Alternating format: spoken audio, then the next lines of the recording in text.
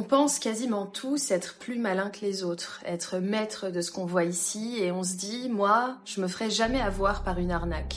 Je sais faire la différence entre un humain et un robot. Et pourtant, je vais vous démontrer aujourd'hui que les chiffres disent le contraire. En 2023, les signalements d'arnaques en ligne ont explosé de 40%. Des milliers de personnes intelligentes comme vous et moi ont perdu leurs économies à cause d'influenceurs qui leur promettaient la lune.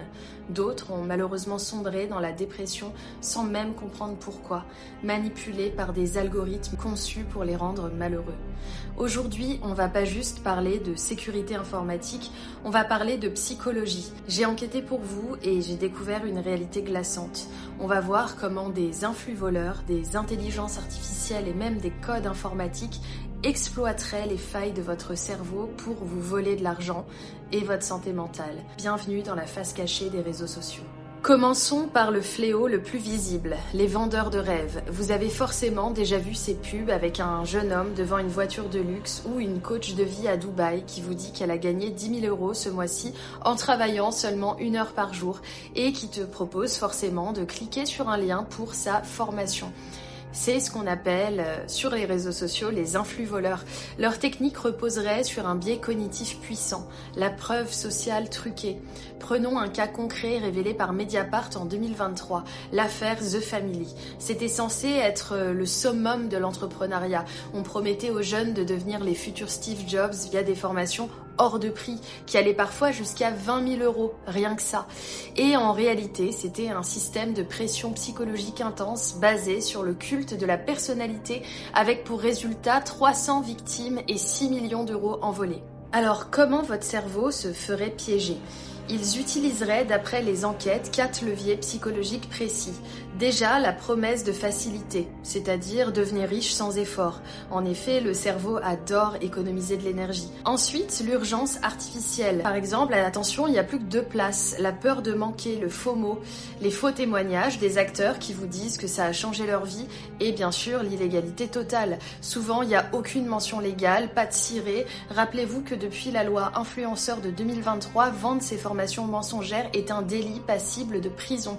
Si c'est trop beau pour être vrai, dites-vous que c'est souvent tout simplement faux. Mais il y a plus insidieux que des humains malhonnêtes. Il y a aussi les machines. Est-ce que vous avez déjà entendu parler de la théorie de l'internet mort ? C'est l'idée que la majorité du contenu que vous voyez aujourd'hui ne serait plus créé par des humains mais par des bots qui se parleraient entre eux.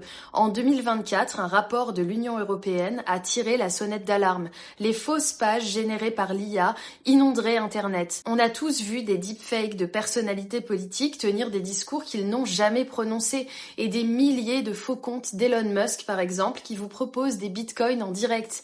Et oui, je suis déjà tombée dessus sur YouTube en direct et c'est extrêmement bien fait. Le danger, c'est que ces IA sont programmées pour imiter nos émotions.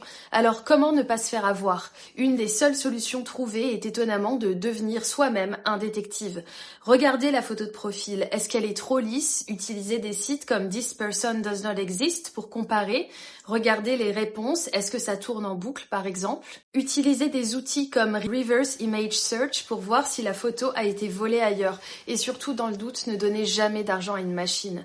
Le dernier danger n'est pas financier, il est mental et c'est sûrement le plus préoccupant. L'INSERM a publié une étude glaçante en 2023. En effet, la dépression chez les 15-24 ans aurait bondi de 30% en 5 ans. Pourquoi d'après vous ? En fait, ce serait parce que notre cerveau n'est pas conçu pour se comparer à 10 000 personnes par jour. Quand vous scrollez, vous voyez le best-of de la vie des autres, leurs meilleurs voyages, leurs meilleurs corps. Beaucoup d'entre nous comparent leurs coulisses avec la scène de ces gens, avec pour résultat un sentiment d'infériorité, de l'anxiété, des troubles du sommeil, et l'OMS parle même de troubles du comportement liés aux écrans, pour ceux qui dépassent 4 heures par jour. Alors, qu'est-ce qu'on peut faire finalement ? On jette son téléphone contre le mur ? On va peut-être pas aller jusque-là. Internet peut vraiment être un outil exceptionnel, tant que vous vous assurez d'être le seul à garder le contrôle. Alors sur la base des articles que j'ai trouvés, je vais vous donner quelques astuces pour reprendre le pouvoir sur votre utilisation. Déjà, nettoyez votre feed. Désabonnez-vous de tout compte qui pourrait vous faire vous sentir moins bien ou pas assez. Ensuite, vérifiez vos sources avant de croire une info ou d'acheter une formation. Cherchez avis plus nom de la personne sur Google. Allez voir sur Signal Spam ou sur cybermalveillance.gouv.fr. Et enfin, protégez votre temps. Utilisez les limites de temps d'écran. Votre santé mentale vaut bien plus que des likes. Personnellement, je désactive systématiquement les likes sur Instagram pour me concentrer sur ce que j'ai à dire et ne pas chercher l'approbation perpétuelle. Si cette enquête vous a aidé à y voir plus clair, n'hésitez pas à la partager. C'est peut-être un des meilleurs moyens de protéger vos proches contre ces arnaques. Et surtout, dites-moi en commentaire quelle est l'arnaque la plus folle que vous ayez vue passer sur votre feed. Et bien sûr, abonnez-vous pour soutenir mon travail. À très vite et merci d'être là.